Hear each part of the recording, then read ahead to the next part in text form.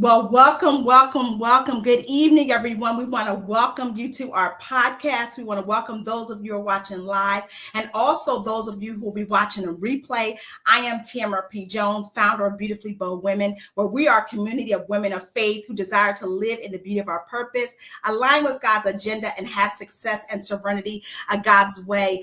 We are a community that's about supporting, empowering, and encouraging women through mentorship, training, special events, and collaboration opportunities. And we are excited on tonight because we're going to be talking about elevating others. And y'all know how we do. We want to give you just 2 seconds. Go ahead and tag your friends, text them, let them know to get in the room because we're about elevating others. And of course, you do not want to elevate alone. So again, we want to make sure that you tag and share with someone else that we're here, we're live, and we are so excited. This is going to be a very phenomenal and important conversation on tonight. It's going to be very revealing.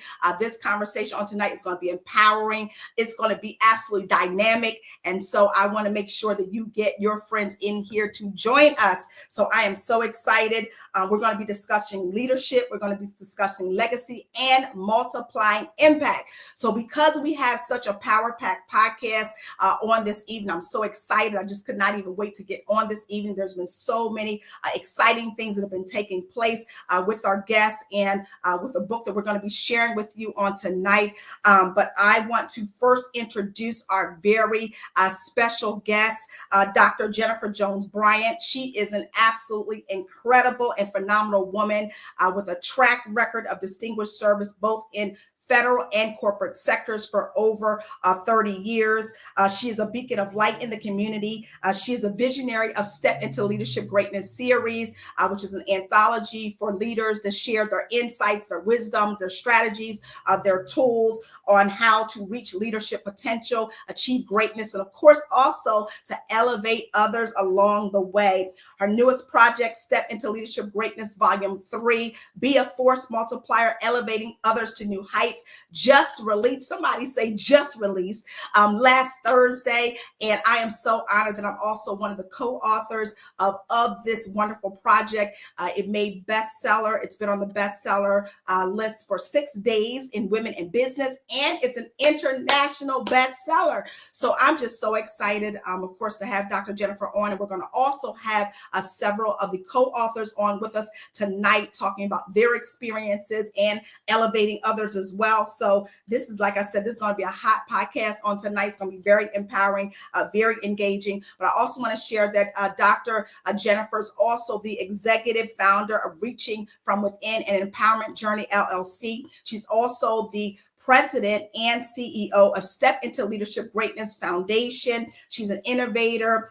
She's an executive coach. She's a change agent. She's a championship of leadership development. She is a multi-award winner, and she's also earned the prestigious Presidential Lifetime Achievement Award in Leadership. And she's also been featured in Essence Magazine, VIP Global Magazine, and so many others that I had to stop counting. So I am so excited to have with us. Please help me salute and warmly welcome none other than the incomparable, phenomenal Dr. Jennifer Jones Bryant.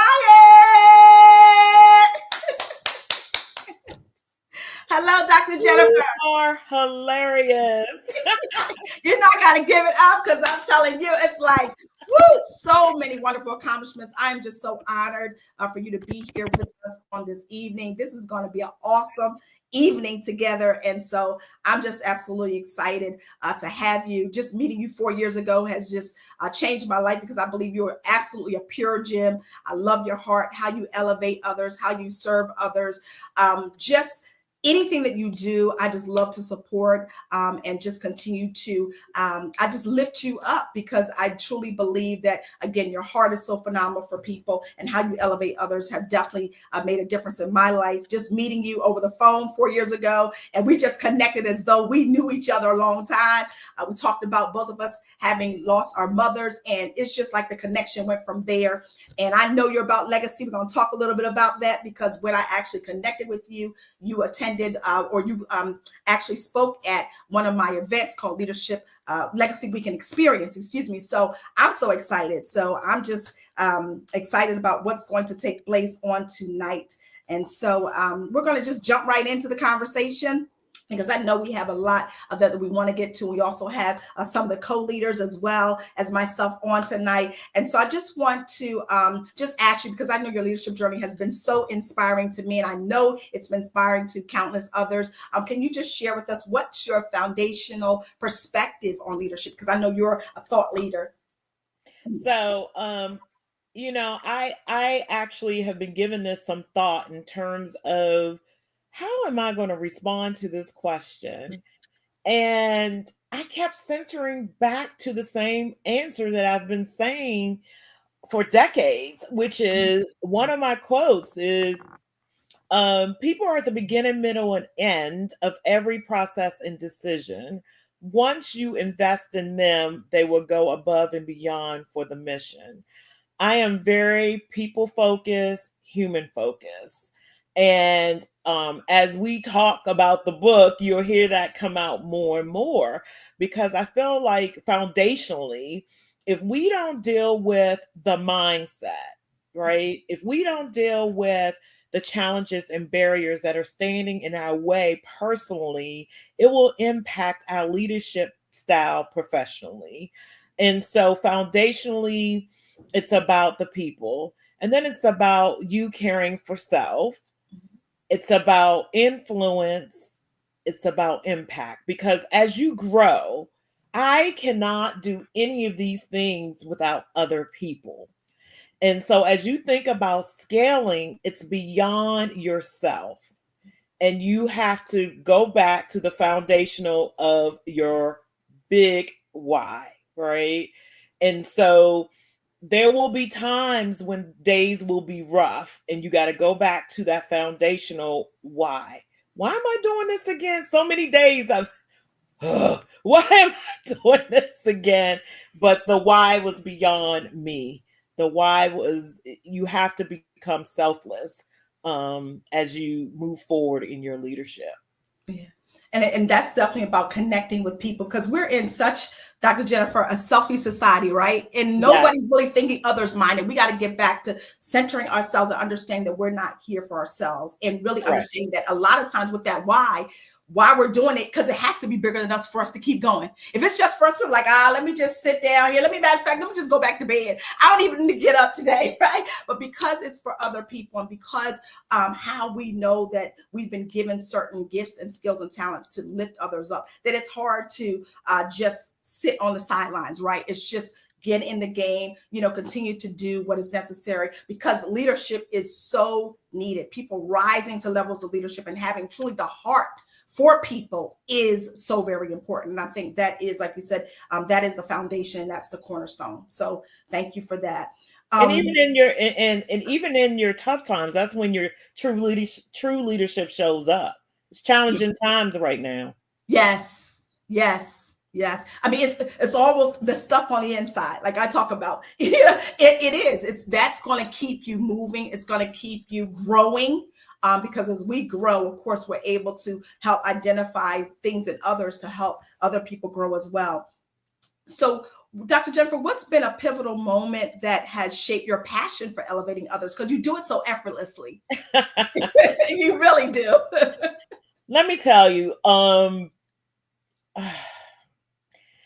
a way, my heart hurts when I talk about this, because it's still resonating pretty true today. And you'll understand me when I share this. Okay. When I started my leadership journey in my 20s, I was promoted in the federal government to associate director in my 20s. Mm. And I was the only Black woman sitting at the table. And then that continued for another decade. So I was the only one in a lot of rooms. And so I tried to make it my business to bring others with me so they're at the table. Let me sponsor them, let me mentor them. And it took mentors and sponsors and allies, people who didn't look like me, who really invested in me and put my name in rooms. So when I've had opportunities, I've tried to do the same, whether it was in the federal government industry or it was in the corporate industry. I tried to do my best. And in fact, when I took on a leadership role of leading a business resource group with women, that was comprised of 24,000 women at different levels. As the co-leader, before I said yes. Now, keep in mind, somebody said my name in a room to extend that offer to me, right? Yes. But one of my conditions of saying yes was that they would be committed to help women of color, right? They would be committed to help Black women who the data showed it was very low in terms of how they look beyond a certain level. And I said the other piece is allow me to bring them to the table. So I start creating positions and opportunities for folks to come to be on my national team. And here's the thing, it didn't matter to me. Sometimes we get caught up on leveling. Yeah. People have talent sometimes beyond what their titles are and what Yes. their roles are. So I focused on strengths and talents and what they could do, and how they could shine. And so they told me, absolutely. And sometimes we have to open our mouths to others to say, here's how I'm trying to help others, to bring them along, to be the beacon of light, and to stand there, right? Don't be a lifeboat, right? Because if you be a lifeboat, you're draining yourself. You're getting tired. Yes. But when you're being a beacon of light, when you're sharing your resources, you're getting people paired up with mentors and you're helping them along the way. You don't have to do the work. This is about scaling your leadership. Yeah. And that's so good, because I remember as a financial professional always being in the room. And like you said, it's not about levels, but I always work for senior leaders.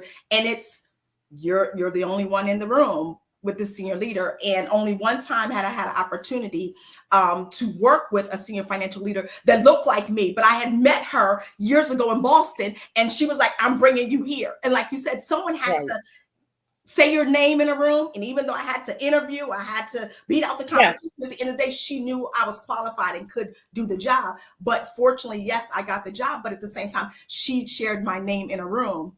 And so it is important. I think a lot of times what we fail to really look at, and I even thought about this going to a work opportunity with my husband, is that when you heard women talk, when they had a mentor, it made so much difference in their career, because they, sponsor, however they call it, with an organization, but truly that changed the game. And I was sitting there listening to this woman talk, Harvard educated, and talking about how she had a mentor that didn't look like her, but said, let me share with you how to do nonprofit fundraising. Let me put some game to you and let you know how to do this. You're very intelligent, you do it well, but let me share with you. And it just takes that. Like you said, you can have the talent and the skills, but sometimes until somebody says your name in a room or takes you under their wing, if you will, like you said, not the lifeboat to drown you, but to take you under their wing, then you're able to know one of the things what you don't know, but it also helps you to begin to expand what you know, and things that sometimes as leaders being able to identify in people what they didn't see in themselves. Absolutely. And that Because is I can quickly pick up, right? I quickly, like, I have this gift, this innate gift. Like, if I sit with a person, I don't know, 15 minutes, I can kind of pick up to see what type of leader they are yeah. quickly. And that is It shows up. It shows up. Good, bad, or indifferent. It shows up. It's almost like Dr. J, the cream rises. When you had that leadership, that light, if you will, it can't be darkened. It's gonna come out. And Yep. it's so amazing because that kind of segues into how I was asking you, you're always being able to develop the leadership potential in others. So I was going to ask, how have you been able to recognize that untapped potential? Because, like you said, it's there. You've always seen it. You have a gifting for it. But how are you able to recognize that untapped greatness and potential that people don't even see if they have it in themselves? Because it's like, oh, I do this, but that's so natural. And they don't realize how powerful and how potent, how impactful it is until Dr. Jennifer taps them on the shoulder and said, do you know you a bad man, but do you know what you have into? Because sometimes people just don't recognize it, but you're able to pull that out and tap into that greatness in them and lead them up, their leadership potential to another level. Absolutely. And the other part of the formula too is that folks have to be willing to do it, right? There are times when you see greatness in others and they're like, I'm comfortable just staying here. And I respect that, right? I respect where people are in that moment. But typically I ask them, like, what do they think they're great at, right? Give me 2-3 things that you're great at, that you think you're great at. And then I go into, what have others said that you are great at? And if they don't have that answer, then I give them the assignment to go tap 3 people who will tell them the honest truth, like, what are they good at, and where are their opportunity areas where they can be stretched. And sometimes we have to stretch ourselves, right, in those areas that you want to get a little bit stronger on, because each project that I do with this book, Step into Leadership Greatness, I get stretched. I get stretched because keep in mind, I'm also dealing with every personality, right? I'm dealing directly with every personality. And I realized, like, when I transferred from the corporate setting and from the federal government, I had teams. You know what I mean? I had teams, I had levels. So accessibility to me was not as much. You get what I'm saying? Yes, it wasn't yes, as much. Yes. So I have direct contact with people, which I love people. As I've said, I love people. I also get to learn people quickly during these projects, so I can learn their personality and how to reach them. Yes. Right? How to communicate with them. Yep. So that's how you identify. And that's good. And I think I like to say this: effective and impactful leadership, that's what they do. They notice things. It's not just about the title, but really seeing what's in another person. Because I know in my experience, seeing the different leadership styles, taking notice of the person that notices you, that makes a big difference. It makes a really big difference. So we're going to talk about this Step into Leadership Greatness series. I mean, we're now in volume 3. I'm so excited to have been a part of this volume 3, but we know there's been other volumes, and I know that it's made a significant impact. So you can share like the levels, the volumes 1 and 2, but also I want to definitely address what's the core message that you hope would resonate with readers, particularly in volume 3. But give us a backdrop on volume 1 and 2 for those in our audience who have not experienced volume 1 and 2 and how it transitions to volume 3, and it's just as hot, and it's a culmination with all the other volumes and how everything kind of fits together. So volume 1, it talks about leadership isn't just a title. And so that book is about, you can lead no matter where you are. It could be situational leadership. It could be parental leadership.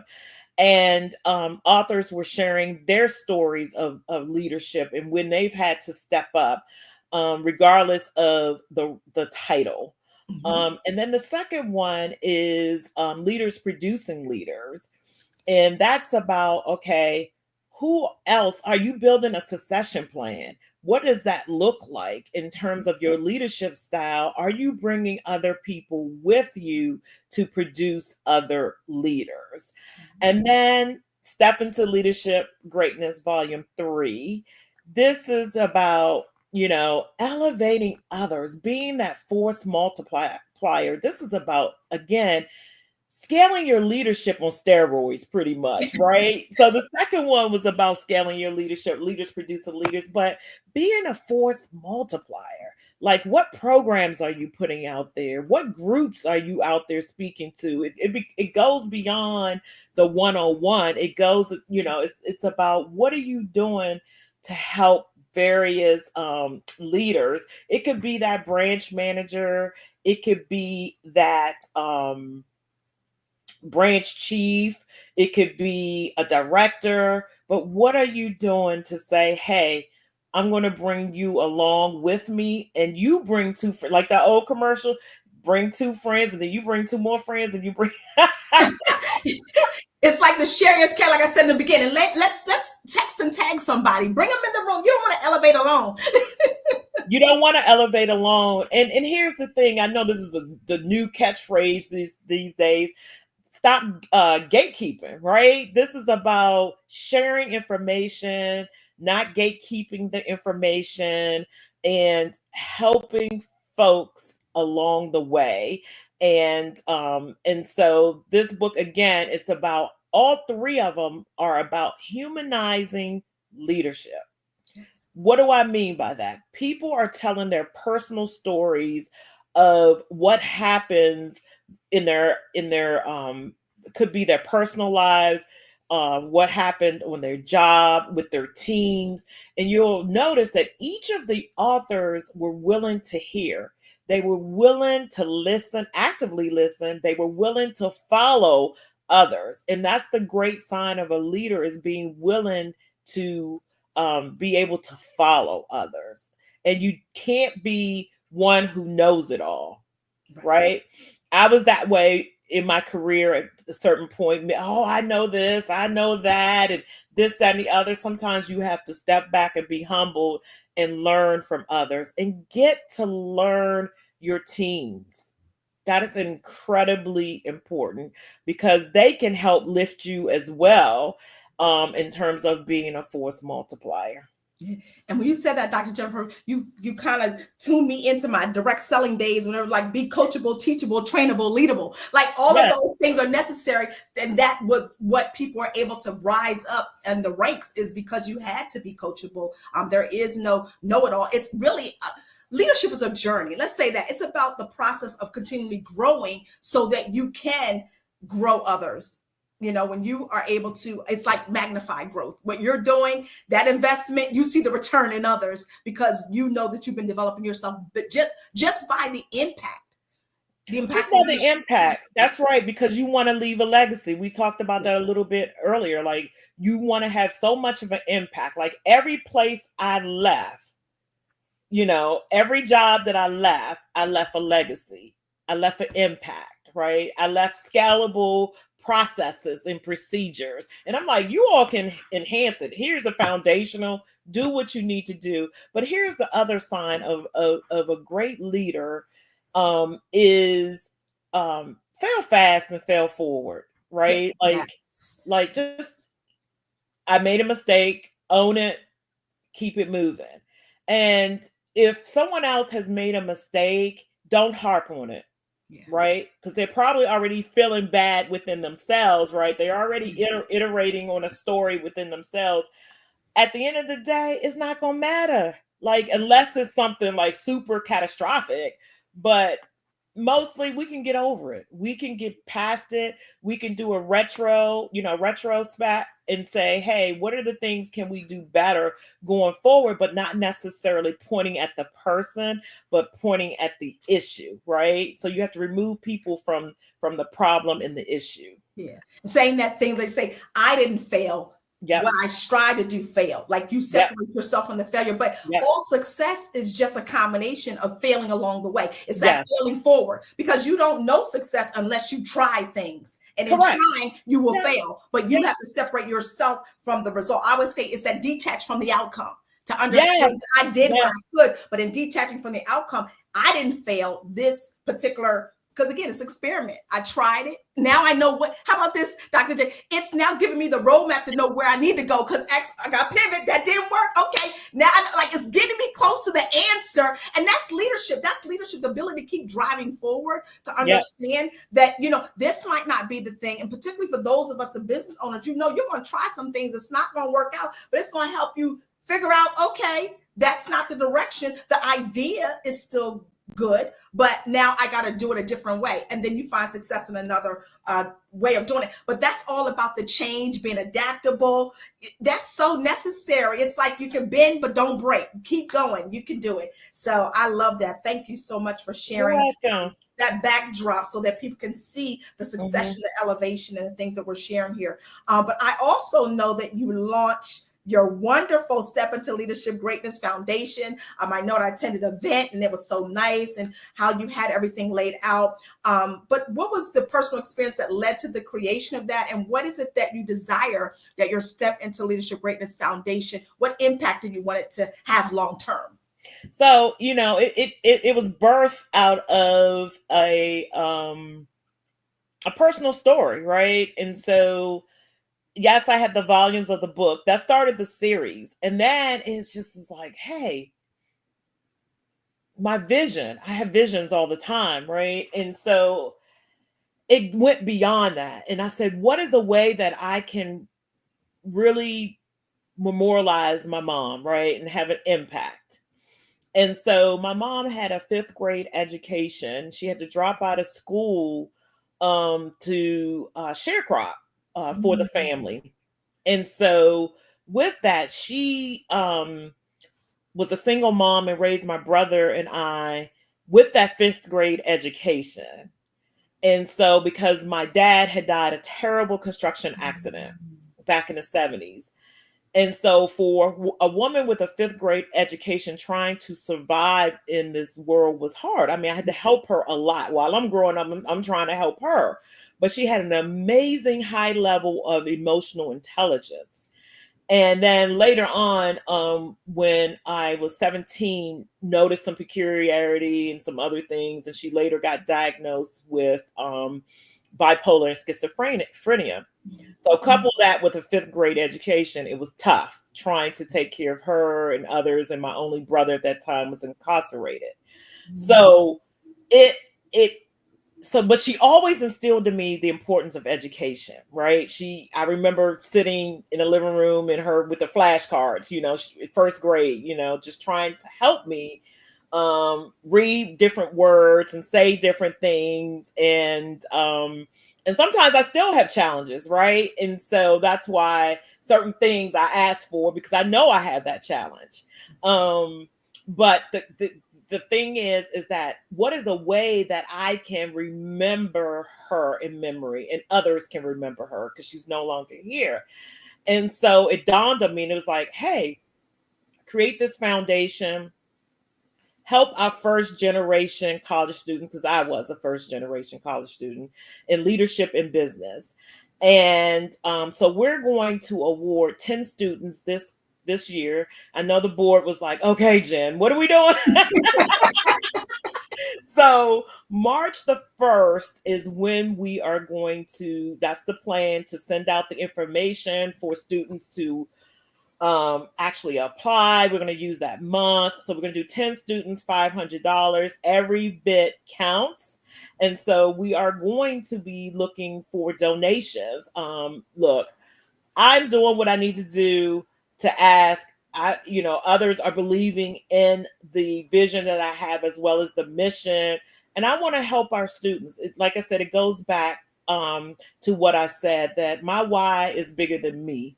And this is a way to give back, and it will be in honor of my mom, Queen Esther Baxter. And so I am so excited that this legacy can live on. Yes.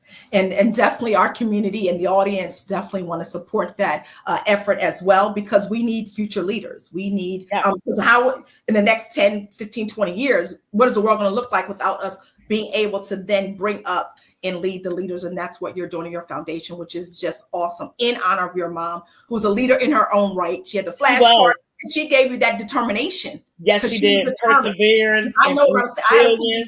I know about that. They determined. They are determined. resilience and all of that, right? Yes, yes. So that's that good stock, Dr. J. That's what I can say. That's that good stock right there, because they know Yeah. how to work some things and get things done. So yes, awesome. And I know you've been very influential.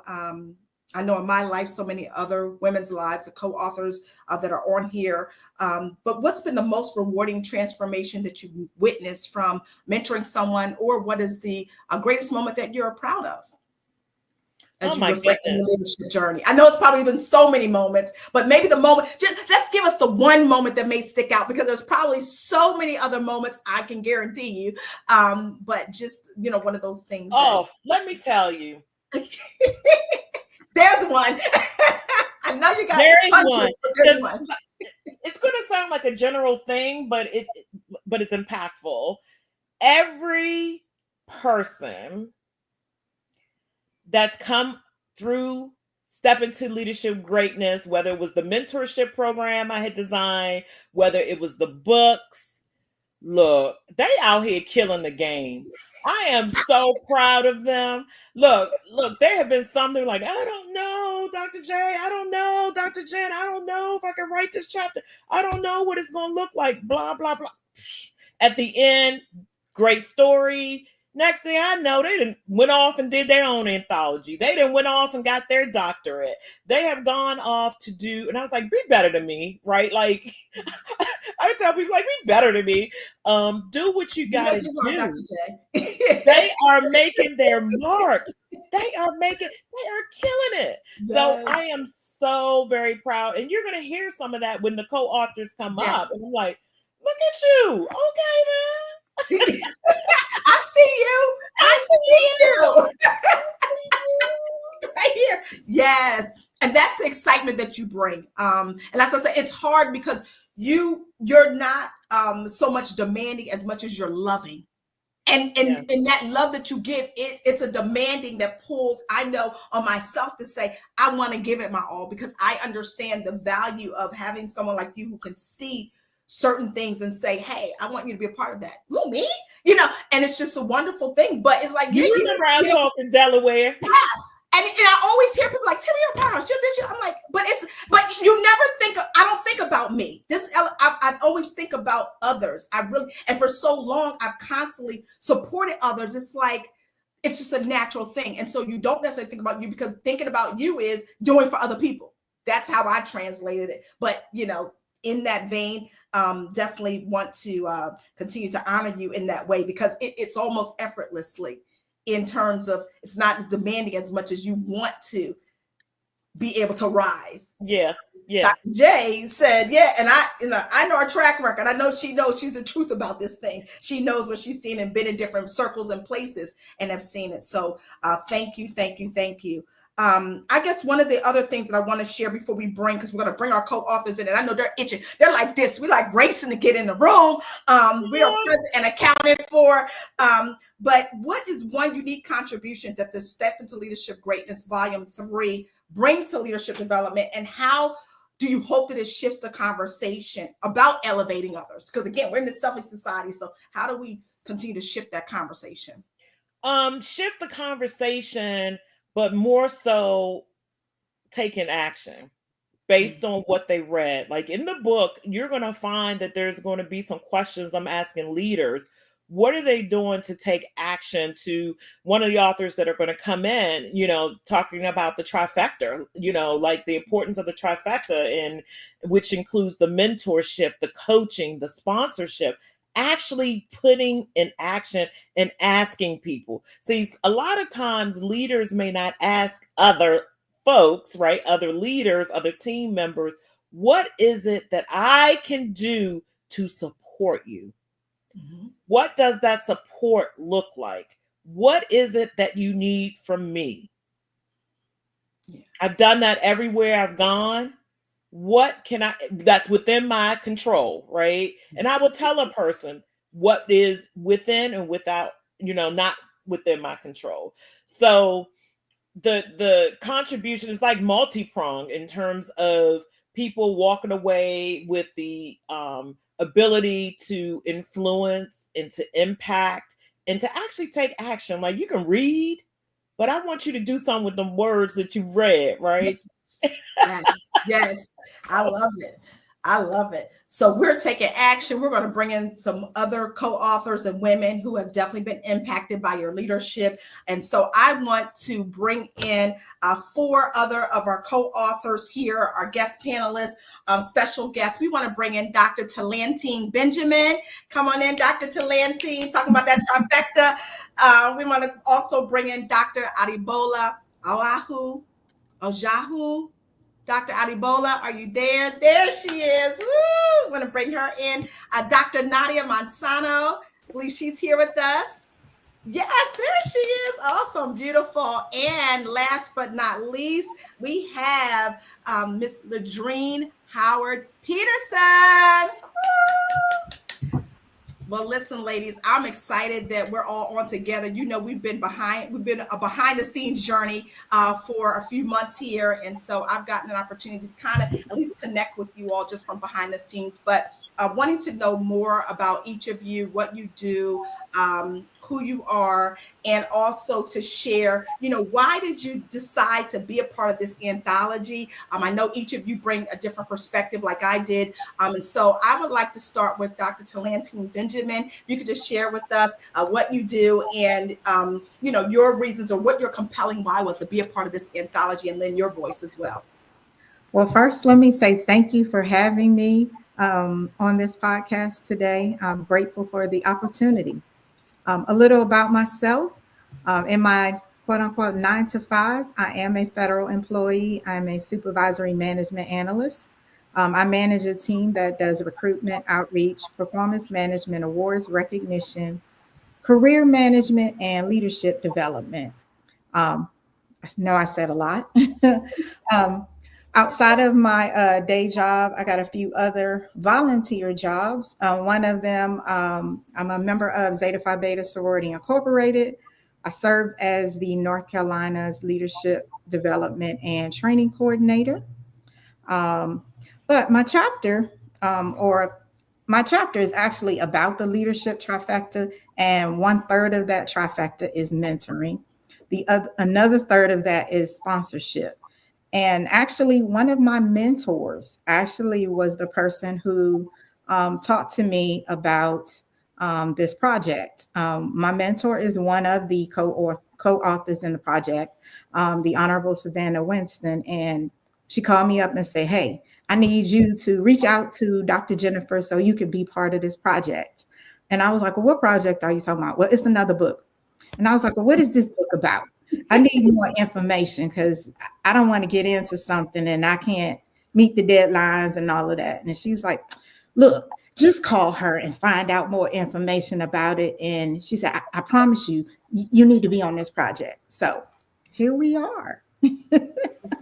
And here I am. So I guess the rest is history.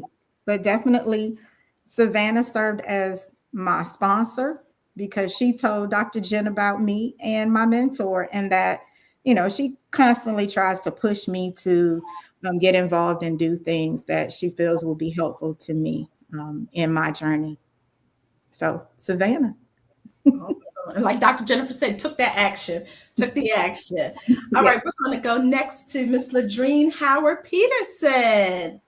Hello, hello, hello. As stated, my name is Ladrine Howard Peterson, and I am the CEO and founder of Do It, delivering on ideas and thoughts. And in a nutshell, I help to turn dreamers into doers. I also, like my co-author, currently, right now, today, at this moment, work for the federal government. Wink, wink. And in doing so, I also serve as a supervisory management analyst. And what I do is I provide oversight to HR, but from a systems aspect. So I've been in the HR arena for 34 years for the federal government, all aspects of it. So loved hearing your introduction, my sister, and Dr. Jen and I, we share that HR blood as well. Dr. A and I, we share that FDA blood as well. So excited to be here, but nonetheless, I really this project. So if I tell it and we tell it as supposed to be a part of Project One, then it was going to be Project Two, but here we are, Project Three, in God's timing. Our schedules would not operate. I would be like, let me know when it come out. What's the date? And the reason why is Dr. Jennifer. She represents excellence.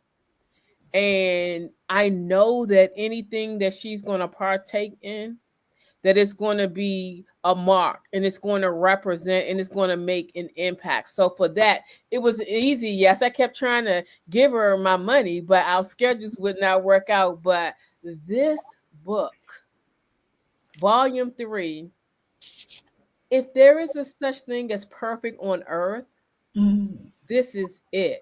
This is it. And how it goes about. Let me see how I start this off. My title alone, The Leadership Puzzle.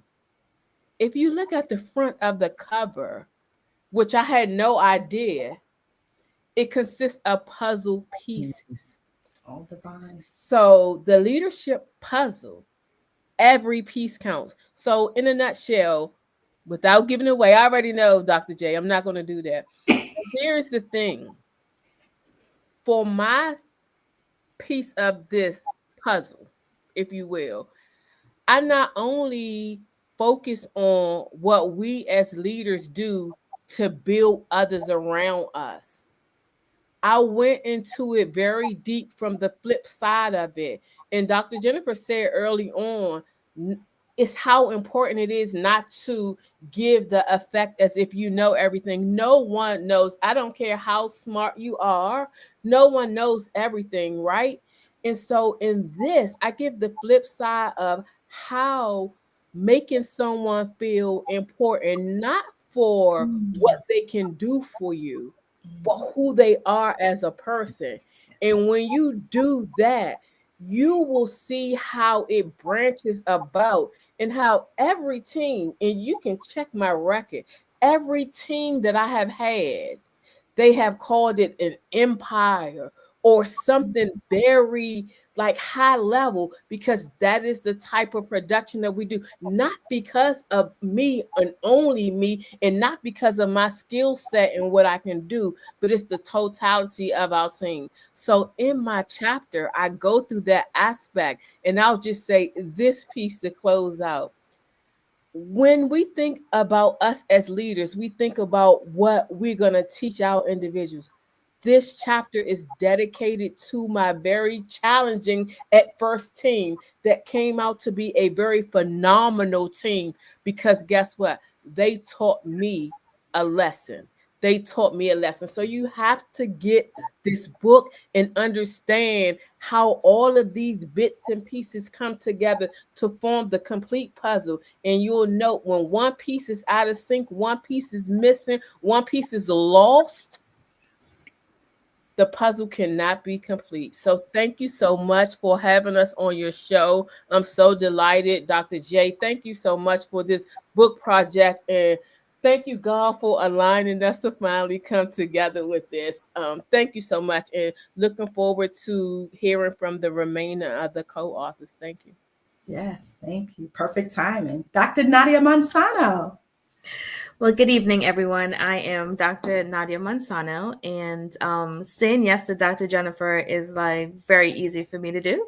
I was in Project 1 of Step into Leadership Greatness in Volume 1, and I always tell her she was the visionary that made me a first-time international best-selling author, so I was super excited about that.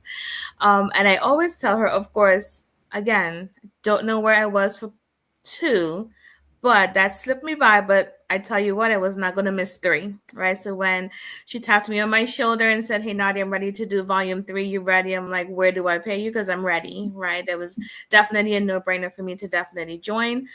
Just a little bit about myself. I served 10 years in the U.S. Army. So that's how most of my leadership skills came about. I didn't take the traditional route of graduating high school and going into college. I was the type that did not want to sit in a classroom anymore after high school. So I went to the military, served 10 years, and gained my degrees in the military and my leadership skills as well. As you know, the military is a little bit hardcore, right? So it's a little bit of yelling and things that happen, right? But it really taught me patience. People tell me I have the patience of a saint. And sometimes when I became a staff sergeant in the military, after I served 3 years, I went into leadership as a staff sergeant, and I had all the additional cadets. I'm like, is your boot shine? Is your uniform pressed? You know, those type of things. You had to make sure that you have to show up in the most professional manner of yourself. That's what I learned from the military. No matter what room you walk into, you make sure you are distinguishedly recognized when you walk into a room. You speak proper. Most people tell me, Nadia, you speak very proper. Yes, I do. Get that from my grandmother, because she was not going to let me say the ifs, ums, buts, and hums, right? She always taught me speak properly and make sure when you're speaking, you speak with assertiveness, especially if you're trying to get something done. So again, learning leadership from the military side of my world. And then, of course, when I retired after 10 years, I went into corporate America as a director in the pharmaceutical world. And I work with a lot of IT individuals. And you have to have the patience of a saint to work with your IT department. So I'll tell you this. I am the middle person between the IT developers and the end users, the business. So the business says I need something done, and I go to IT and I say, hey, this is what we need done, but I have to be really specific. Like, the button has to be the bottom left. Don't make it the bottom right. Like, you have to be very, very, very, very strategic in giving those instructions so that you can then go to the business and say, hey, guess what? I got your button at the bottom left of the screen as you wanted it to be, right? So that's what I do in my role as a 9-to-5. So obviously, right, it's very challenging for me sometimes when I have to communicate between two different levels of IT world versus people who don't speak tech. Right. So I'm that middle person. So again, I have to have one of my skill sets in what I say is I'm an active listener. Right. I have to be a very active listener to know, when someone needs something, how do we deliver this to them, right? So in my leadership skills style, I brought that into my particular business, which is called Elite Creations. And I am a graphic designer. However, I am a business coach as well. So I teach entrepreneurs how to show up online professionally. Remember, I talked about showing up in rooms when you walk in. Now you have to show up online in these days and ages that we are in right now. Your online presence is very important. You have to show up professionally. So I work with individuals to help them show up online professionally with aesthetically pleasing graphics, or their website looks as professional as it should be. So someone will want to do business with you, right? Cannot look like a 2-year-old, put a Word document, and this is your website, right? You have to show up online professionally as well. So I'm super excited to have joined and learned so much. I read the book. Oh, again, Dr. Jennifer got my package, and I got my books as well. And I had to take a moment to read each other's chapters. And I learned so much from each individual. And, one of the things I do learn about or experience throughout these anthologies is that you learn so much from your other co-author, and I really appreciate that, because like we said, we don't know everything, right? Like, yes, I had leadership training and leadership skills within the military, but there's a different aspect coming from the HR department, right? Learning what they have to go through as well as far as leadership. So what I love about our cohesiveness as co-authors is that we learn so much from each other, and it's things that we can implement in our own lives as well. So I am super excited to be a part of this anthology with each and every one of you. It is an absolute privilege to be amongst you all in this particular book. And again, to our visionary, thank you for your vision for Step Into Leadership Greatness. And I will always, always be your number one supporter whenever it comes to Step Into Leadership Greatness. Thank you. Awesome. And thank you for having me. Thank you, Dr. Nadia. And Dr. Adibola Ajaho? Hello, everyone. Thank you so much for having me. It's so exciting to be here. Look at all those beautiful faces. I have learned so much from all of you. So thank you, Dr. Jennifer, for inviting me along this journey, this incredible journey. Just to say, I always tell the story of how I met Dr. Jennifer. So I went to Dr. Karen Hill's Prudent conference, Facilities Conference in October. And Dr. Jennifer was on stage speaking about passion. And after she spoke about it, it resonated with me because that's also what I speak about, moving from potential to impact. And so I went to speak to her and she said, why don't you join my anthology? And I was like, what anthology? So that's pretty much how I ended up here. I actually did not know the book was about leadership until we got to talking about it. And it's perfect because I'm on my leadership journey. So to be a leader so just to back up a little bit and tell you about myself, I am an epidemiologist by training. I've been in public health for over 20 years. And I also work for the federal government. Hi. Hi, other fellow feds. I also work in women's health and public health. I lead a team of highly skilled scientists in developing drug safety protocols. So that's what I do. I'm also the founder of Empowering Initiatives. It's an organization that empowers professional women to find their passion and walk in their purpose so they can reach their highest potential. And how did I get there? I was, just like Dr. Jennifer said, also one of very few Black women in my organization, in my professional field. And growing up in the field, so to speak, wanted to advance in my career and also being a mother of 3 and navigating both of those fields, if you want to call it that, because I feel like motherhood is a field too, because it's a space that we're also growing in.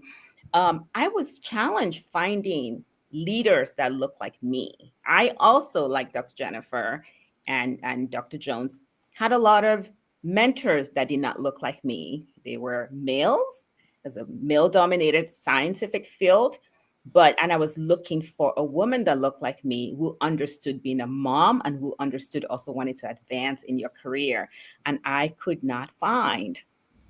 And I had to get to a point where I have to stop looking up, but I have to start looking around me. And that's the importance of this connection. It's like sometimes we have to stop looking up and we have to look around and we have to connect with others that are doing things that we want to do and grow. And that's the beauty of this bond. That's the beauty of this group of co-authors. So for me, when, I fell into this book really because I met Dr. Jennifer and then found out the book was about leadership, which was perfect for me because in my leadership journey as a professional woman and, a deputy director of epidemiology, and also with my organization, I lead a team of scientists, and I'm always trying to create that environment where others feel nurtured, where my team members feel seen, they feel heard, because that was the challenge that I had. In this big organization, constantly wanted to be seen and constantly wanted to be heard and constantly wanted to feel like you need to do more and stretch more to be important. And so I find it one of the things that I really take to heart in my leadership journey is to make sure that I nurture my team and make sure they all feel heard. They know that I'm there for them. And especially in this environment that we're in, my fellow feds will know all about it. Being a director and having to navigate this very challenging environment and bringing your team along and helping your team feel comfortable in an uncomfortable situation. I think it's definitely a skill set that we are all learning, and it's amazing. It's good because it makes you feel like this is really my role. This is my calling, because leadership too is a calling, and being able to really provide that environment that others can thrive, I think ultimately is the role of a leader. Yes. Thank you, ladies. You all said such great things. And when Dr. Adebola said you gotta not look up, but look around. So that's a segue into, because I know we have some questions also from the audience, but that was about elevating others takes intentionality. Because we have all the things that we juggle, all the things that we do, and people, it's that thing, they want to be seen. It's like that, make me feel beautiful. I want to be seen. I need to be heard. And so we know that takes intentionality so that we're not busy doing what we do, trying to, check the box off for being mom, all those things that we juggle from career to home life, but really taking an interest in other people as well, because this is about elevating others. So can each of you share just one real life example of how you've been able to empower someone in their leadership journey? Absolutely. I'll go first. So around this time right now in the federal government is performance plan season. And one of the things that I do, I make it mandatory for my employees to have an individual development plan. How you utilize it and to that magnitude is up to you. But one of the things that I do that I found that is very essential is I create a stretch goal for them. Right? So we have a performance plan where we have 5, 4, 3. 3 is the standard, 4 is above, 5 is outstanding. Well, I have an amazing staff, and without any push, they're at that 4. But I talk about what can we do to make this innovative, and I just give them like bullets and questions to make them think about it. And then when they come back, they're like, is this above and beyond? Is this above and beyond? And from me working with my team over and over again, is getting to understand that stretch goal. And within them, they're so excited to come and say, hey, I did this. And then I said, you're ready. We have a presentation. I don't have to present it. You're ready to go. And I let them go and move forward about, and then they're seen and then they're heard. And it doesn't have to be through my mouth of saying so-and-so is a great employee. I don't need to be in the forefront, right? I don't need to take your work and to present it, but I shape you up. And when you're ready, I put you out there so that you can be, as someone said, seen and heard. That is empowerment at its best. I tell you, they take on ownership and accountability. Wonderful. Anyone else, please, can share on our panel? I'll go. Okay, thank you, Dr. Tillington. One of the things that I did when I first came into the role that I have now with my job, I noticed that it seemed to be a culture of when you're out of the office, that you put your boss on your out of office message. And I thought, I don't want to do that. So I decided, nope, I'm not doing that. I actually decided I'm going to make my staff be on my out of office message so that they get the opportunity to serve in my role twofold. One, so that they could see, okay, what it's like to be in my role, number one. But two, so that, and I actually kind of gave them some language. So on your resume, you add that in the absence of the branch chief, you served as the acting branch chief, some kind of language like that to add to their resume as well. So I wanted to make sure that they had something that would help them in the long run, as well as, like I said, it was to see what it's like to be me for a day, which is funny because I'm actually acting director this week while my boss is out. And so it's been interesting, especially now with kind of the times that we're in and some of the things that I'm getting phone calls about. So it's been quite interesting. Quite interesting, yes. Dr. Nadia, do you have? Yes, one of the things I had to learn as a leader is being able to pull things from someone because they're not able to see their leadership style or their leadership skill. So when working with individuals, in my 9 to 5, I noticed like a particular individual, they're like really great with numbers, right? Like I would ask them to make a spreadsheet for me or do different types of things, and they will knock it out, with no questions asked.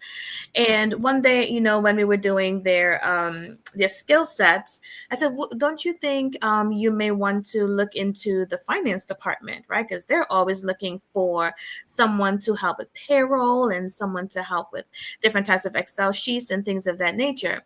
And they were like, I never thought about that. I mean, I know I'm good with numbers, but I never looked into doing something different other than the role that I was in, because they were in a reimbursement manager role. So I went ahead and I talked to the manager over in the accounting department. It's like, listen, you have a leadership role in accounting. I know the person that I'm working with right now on their resume does not say, they've done payroll and they've done these different type of things, but I've seen the skill set in this person, and I would love to just do a day for them to be a part of your team and have them show you what they know how to do, right? Long story short, they were able to make an Excel spreadsheet that has all of the codes and everything that's needed to help them make their finance roles faster.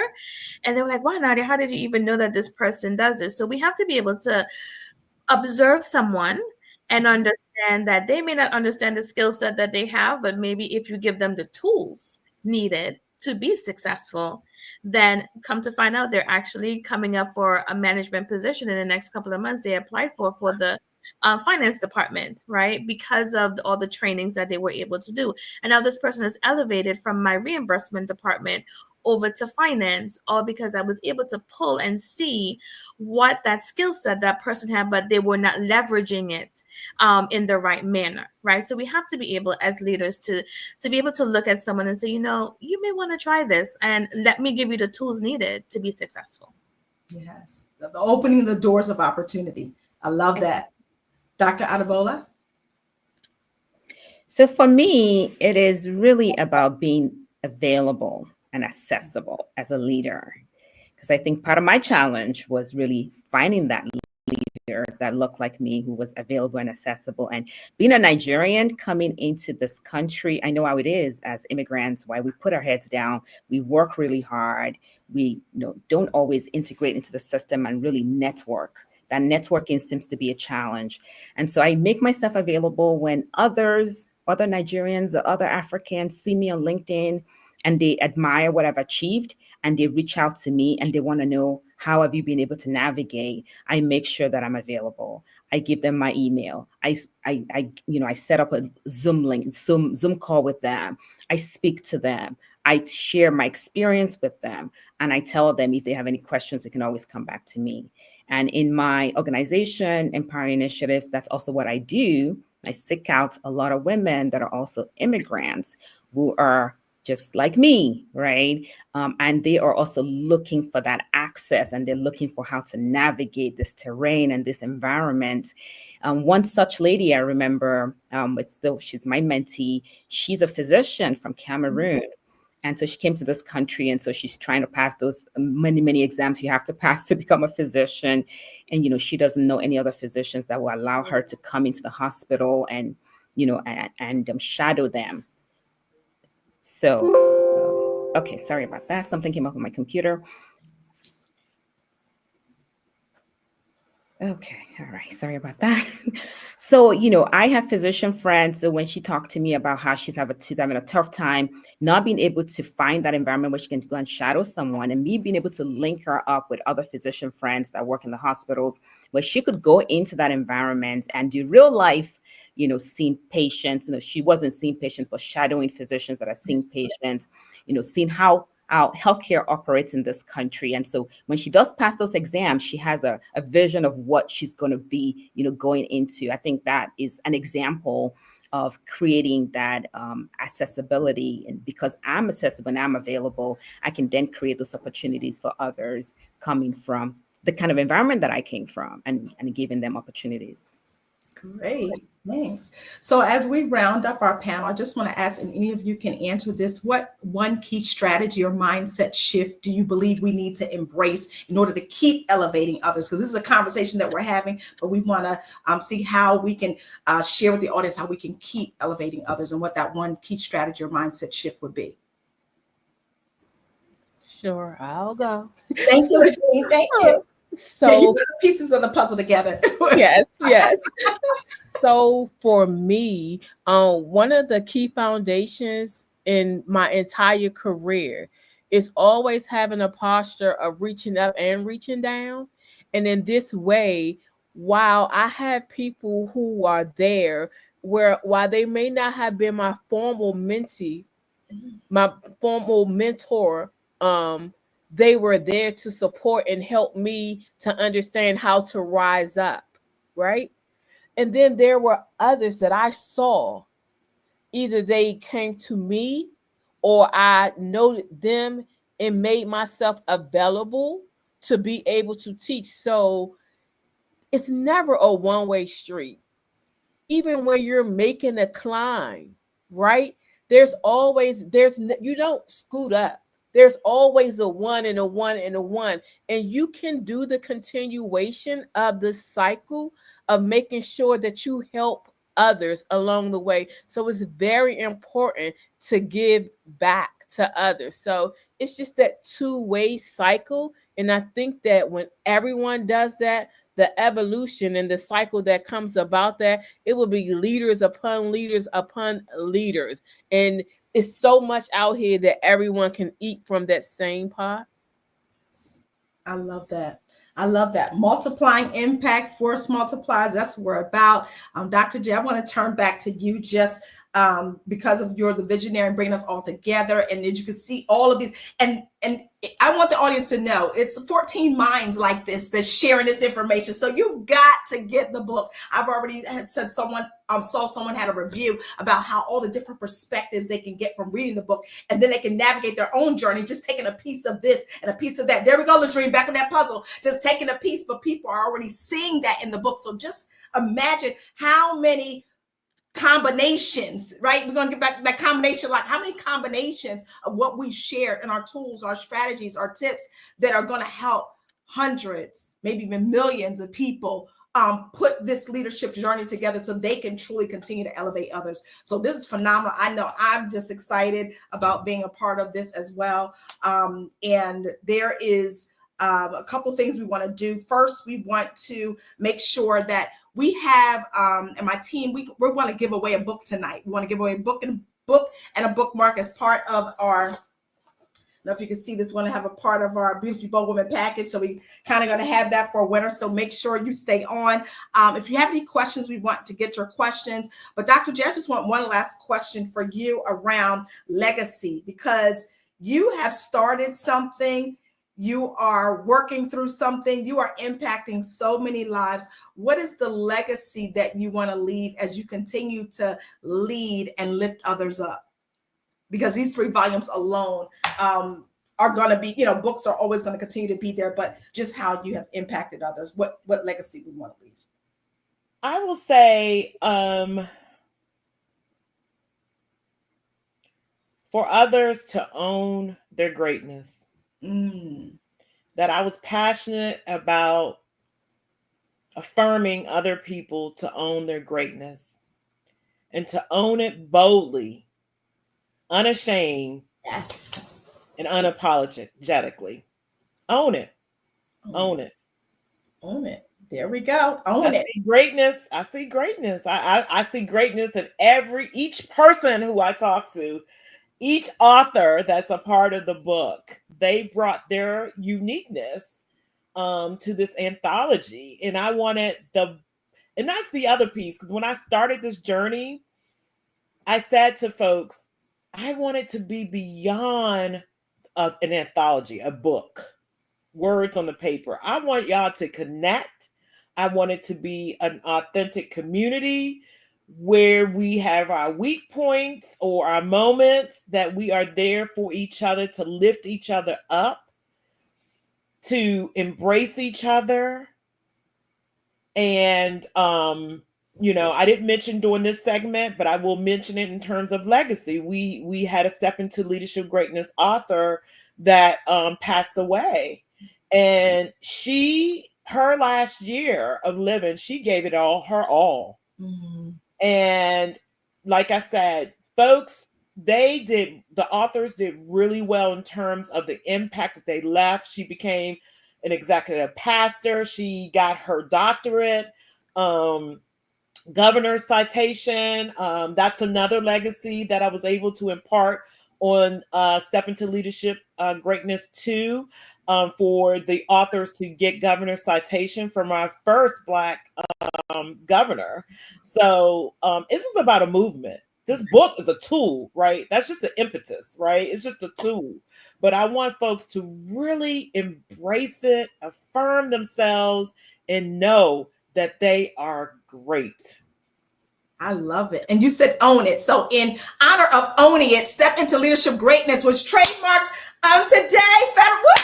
Y'all see the confetti? We celebrating. Yes. So not only a community, but to own it, own the name. And I am just so proud of you, Dr. Jennifer, for, I know, going through trademarks. I've been through the process a few times myself. And just to get to that finish line and get that certificate, to say it is now officially your name, you own it, particularly as you continue to build this community of great women that I'm so happy to be part. I'm alumni now, right? We're all alumni. So it is just so amazing and so wonderful. So we salute you. We celebrate you. We're going to continue to tell our audience, go and get the book. We'll drop the links, or we probably have it on our ticker here, banner, about how you can grab a copy of the Kindle version, as well as the soft cover. There'll be a link also that you can grab the soft cover. I think my team is going to drop that down there as well. So make sure you get this book. It's already impacting lives. It's changing lives. It's generational. It's so much that, and so many heartwarming stories that really learn lessons of leadership. We do not want you to try and go this journey alone. Somebody has already been down that road. Learn from others. And this book is an opportunity to learn. As Dr. Adebola said, accessibility. You can't get to one of us as accessible, but you can get the book, and then you're accessing us through that way. And so I'm just excited. I also want to make sure that we give, before we end here in a few minutes, if there's any questions, my team have any questions. I think the one question we had, we pretty much answered that about cultivating greatness, leadership within others. We kind of tackled that. We were already on the road. So go ahead, our audience, y'all flowing with us. I love it. If there are any other questions, we want to make sure that we get that. Let's see here. Do we have? All right. So we want to do a giveaway. So I want my team, I know that we have talked about giving away the book and bookmark. So there's no other questions. Great. Thank you so much.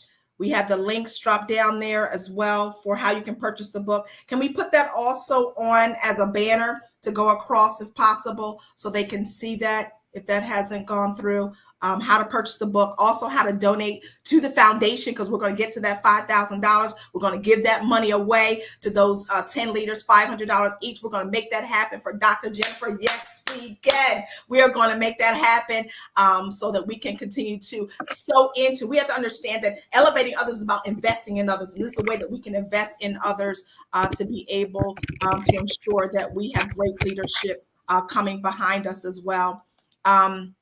And while you're doing that, if you don't mind, I wanted to share that Capital One actually donated a check for $1,500. Awesome. That was my previous employer, right? And so sometimes you just have to speak it. And in terms of legacy, again, I would be remiss if I didn't say this, that my youngest daughter was an author in Part 2. And I love that for her as a first-time international best-selling author. And then my oldest daughter, she's actually participating in my workshop that I'll be having in Bowie, Maryland on March the 22nd. I only got one more seat left. I was going to ask you, Dr. J, is that full? I know it's one seat left. So one seat. I can get one more person in that seat. And it's at a very discounted price. And it's just, Dr. Joy and I have over 30 years of experience together, right? 20 and I'm 30 something. So that's like 50 something years of experience, of leadership experience. And we're going to have an intimate, real talk. Eight of us. And my daughter is going to be a part of that as well. And we have sponsors from Wegmans as well as Chick-fil-A. So hey, they believe in the mission. Come on, y'all. Y'all got to come on now. Awesome. Dr. J, are you able to put that down so my team can kind of grab that and put that across the screen? Oh, yeah. One left. I'll Let's put get the that. link there. They're very efficient, so they probably can get that up for us. So we can get that one spot filled. Yep. Let's get it filled tonight. Possible. See, this is how we collaborate. This is what we do. We help one another. That's what we do here. This is community. Awesome. So we'll get that up my here. Year of asking. Yes. Oh. Nothing to do but ask. All right. I'm just gonna ask. You don't know till you ask. And that's a part of leadership. We all have to learn how to ask, whether it's asking for help and reaching down, asking someone, have you ever discovered, do you understand what gift is inside of you? All that's the ask. We do it all. Yeah, we do it all. Let's see if we can get that. And do we have a winner so we can get the winner of the book? So I can announce that and tell them how they can redeem that package. And then we're going to be done. Okay. And as you're waiting on that, Tamara, if you don't mind, I wanted to also let Dr. Jennifer know, of course, she knows that she was selected, or her organization was selected by Phenomenal Woman Awards this year that some of you all graciously participated in. And because of your donations, partnering with Elite Creations, we did select Step into Leadership Greatness as well to receive donations. So we will be supporting, donating to this organization as well in April. Great. Thank you so much. And thank you for that award and recognition. I appreciate it so much. Awesome. So we do have the Eventbrite link in the chat. Hopefully you can get up on the screen, but if not, you want to go to Eventbrite and even probably Google it. It's the Women's Empowerment Quarterly Roundtable. Women's Empowerment Quarterly Roundtable. Go to Eventbrite. You can get your ticket. Great. That's the team that got it. It's right there for you. And it is March 22nd in Bowie, Maryland. And like Dr. Jeff said, a very nominal cost for 50 plus years of experience that's going to be downloaded to you. And let's see here. And we do have the winner, but I'm going to have to probably choose another winner because that winner, Warren Jones, that's my husband. So I have to be very, as Dr. Jennifer said, let me be, I gotta be very transparent. That's my husband. We already got books, babe. We're going to give out another book to someone else. So you've been a part of that process. So me right here, I already knew that chapter. So so we'll definitely in the community be giving out again that package with the book and the bookmarker, so that will go out and we will make sure that we get that to someone. So thank you, ladies, so much for your time, for your wisdom, your insight, your sharing, and of course, Dr. Jennifer, for allowing all of us to be a part of this anthology, to be an international bestseller and still be #1 bestseller on Amazon today in Women in Business. So we appreciate you. I love every one of you, just the connections, and we're going to continue to connect even more. So I appreciate all of you. And if there's nothing else from my team, we are going to conclude. Yep, I think that's it. So thank you, everyone. Have an awesome night, and I appreciate you. And we're going to continue to step into leadership greatness, be a force multiplier, elevating others always to new heights. Thank you so much. Have a good night.